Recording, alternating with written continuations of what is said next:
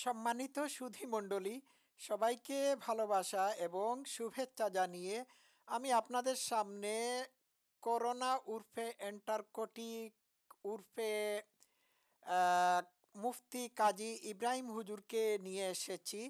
তো ইব্রাহিম হুজুর করোনার আগে একরকম বক্তব্য দিতেন, আর করোনার পরে উনি অন্যরকম বক্তব্য দেওয়া শুরু করেছেন। শোনা গেছে উনি করোনার টিকা নেওয়ার পর থেকেই তার মাথা আউলা জাউলা হয়ে গিয়েছে, অর্থাৎ তার হেডকোয়ার্টারে সমস্যা দেখা দিয়েছে, আগে থেকেই ছিল, এখন একটু মাত্রাতিরিক্ত হয়ে গিয়েছে। তাহলে কথা না বাড়িয়ে উনার বক্তব্য প্লে করি, তারপর আমি এটির তাফসির করবো। Let's play the footage. চিৎকার। নারার আরেকটি অর্থ আছে, খারাপ মহিলারা পুরুষদেরকে যে আহ্বান করে তাদের ওই আহ্বানকে নারা বলে। আরো বিশ্রী, আরো নিকৃষ্ট।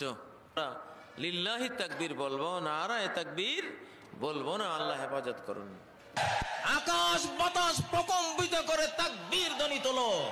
জয় বাংলার দিন শেষ, নারায়ে তাকবীরের বাংলাদেশ। নারায়ে তাকবীর যারা দিয়েছেন তারা না বুঝে দিয়েছেন। নারা শব্দের অর্থ কি বুঝেন নাই? নারা শব্দের অর্থ হলো বেহুদা চিৎকার, নিরর্থক চিৎকার। নারার আরেকটি অর্থ আছে, খারাপ মহিলারা পুরুষদেরকে যে আহ্বান করে তাদের ওই আহ্বানকে নারা বলে। আরো বিশ্রী, আরো নিকৃষ্ট। লিল্লাহি তাকবীর বলবো, নারায়ে তাকবীর বলবো না। আল্লাহ হেফাজত করুন। আকাশ বাতাস প্রকম্পিত করে তাকবীর ধ্বনি তোলো। জয় বাংলা। আচ্ছা, মাইক টাইক ফাটাই ফালাই দিচ্ছে। আচ্ছা, ছোট্ট একটি ফুটেজ। তো হুজুর এই ফুটেজে করোনার টিকা নেওয়ার আগে একটা বক্তব্য দিয়েছেন নারায়ে তকবীর সম্পর্কে। টিকা নেওয়ার পরপরই হুজুর পল্টি মেরে আরেকটা বক্তব্য দিয়েছে, অর্থাৎ মদ খাওয়ার আগে মাতাল না থাকা অবস্থায় একটা বক্তব্য দিয়েছে, আর মদ খেয়ে মাতাল হওয়ার 5 সেকেন্ডের ভিতর আগের বক্তব্যের সাথে পরের বক্তব্যকে গুলিয়ে ফেলেছে।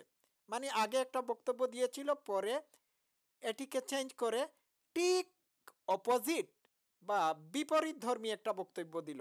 তাহলে আপনারা অবশ্যই শুনেছেন, উনি বলেছেন জয় বাংলার দিন শেষ, নারায়ে তকবীরের বাংলাদেশ। প্লে করে আপনারা আবার দেখতে পারেন, জয় বাংলার দিন শেষ, নারায়ে তকবীরের বাংলাদেশ। এই কথা বলেছেন, খুব খুব মনোযোগ সহকারে শুনবেন। নারায়ে তকবীরের বাংলাদেশ বলেছেন, জয় বাংলা আর বলা যাবে না, বলতে হবে নারায়ে তকবীর। পরক্ষণেই বললেন যে নারায়ে তকবীর বলা যাবে না, এটি হারাম। তো আগে উনি বললেন নারায়ে তকবীরের বাংলাদেশ, ঠিক এটি বলার পরপরই বললেন নারায়ে তকবীর দেওয়া যাবে না। নারা শব্দটির অর্থ হচ্ছে বেহুদা, বেকার, চিৎকার। খারাপ মহিলারা পুরুষদেরকে তাদের সাথে কিছু করার জন্য যে ডাক দেয়, এই ডাকটির আরেকটি নাম হচ্ছে নারা। তো হুজুর যে একটু আগে বললেন জয় বাংলার দিন শেষ, নারায়ে তকবীরের বাংলাদেশ, তাহলে তিনি কি ওই সময় ওই তার দ্বারা কথিত ওই মহিলা ছিলেন যে মহিলা আরেকটি পুরুষকে ডাক দিয়েছিল তাকে বিছানায় নিয়ে তাকে ন্যাংটা স্যাংটা করে কিছু করার জন্য?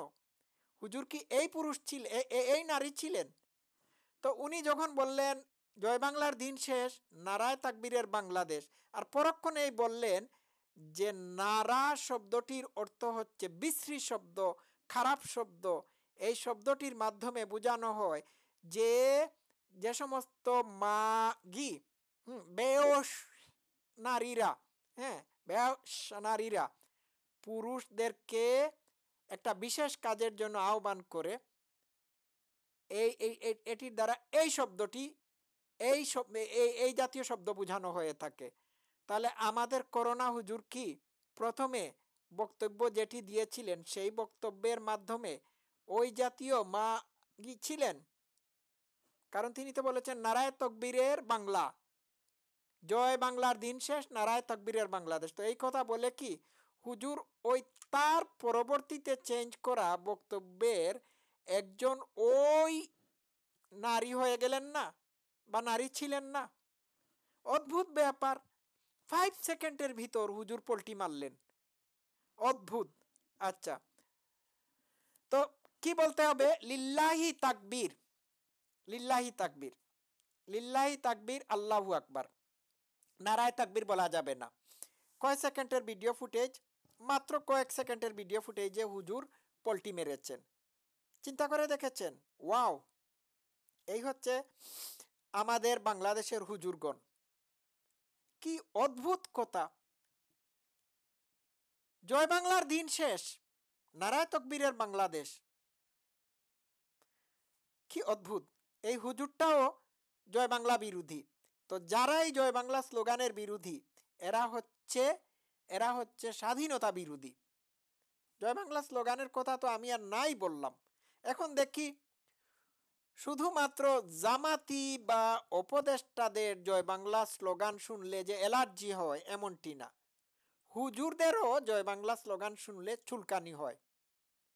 দে আর অ্যালার্জিক টু জয় বাংলা স্লোগান। তো হবেই না কেন? তারা তো 1971-এ কেউই জয় বাংলা স্লোগান দিয়ে স্বাধীনতা যুদ্ধে ঝাঁপিয়ে পড়ে নাই। স্বাধীনতা যুদ্ধে বাংলাদেশ নামক অর্জনটি তাদের না, সুতরাং জয় বাংলা স্লোগানের প্রতি অ্যালার্জি থাকবে। তো আমাদের এই হুজুর, করোনা হুজুর, বা ওই যে কি জানি আব্রাহাম হুজুর অর্থাৎ ইব্রাহিম হুজুর, এই একই কাতারের মানুষ, তবে উনি একটু ফানি টাইপের। উনারও বক্তব্যে উলট পালট আছে। আমি তো আবার আবার বলতে হচ্ছে, বক্তব্যের শুরুতে বললেন নারায় তকবীরের বাংলাদেশ, এর পরবর্তীতে বললেন নারায় তকবীর অর্থ হচ্ছে বেহুদা ফালতু বকওয়াস শব্দ, খারাপ মহিলার বদমাইশি করার জন্য পুরুষদেরকে ডাকার নাম হচ্ছে, বা পুরুষদেরকে ভিড়ানোর জন্য যে যে ডাক দেওয়া হয় সেই ডাকের নাম হচ্ছে নারা। হুজুর এইভাবে নাড়া দিয়ে এটিকে খারাপ বানিয়ে পড়লেন। কিন্তু একটু আগের বক্তব্য যদি রিপ্লে করেন, তাহলে উনি বলেছেন নারায় তকবীরের বাংলাদেশ। তাহলে হুজুরের কথা অনুযায়ী যদি নারা শব্দের অর্থ হয় বেশ্যার ডাক, বা মাগির ডাক, বা একটা যৌনকর্মীর খদ্দের জোগাড় করার ডাক, তাহলে আগের বক্তব্য অনুযায়ী বাংলাদেশ হয়ে গেছে এই সমস্ত বেওসাদের দেশ। ঠিক আছে? তার আগের আগের কথা অনুযায়ী কি অদ্ভুত, অদ্ভুত, কি বলবো আমি। আগে হুজুর যে বক্তব্য দিয়েছেন, পরবর্তী বক্তব্যের সাথে হুজুরের আগের বক্তব্য সম্পূর্ণরূপে কন্ট্রাডিক্ট করে, সাংঘর্ষিক। তো এই সমস্ত উল্টাপাল্টা হুজুরদের মাধ্যমে সারা বাংলাদেশ ছেয়ে গেছে।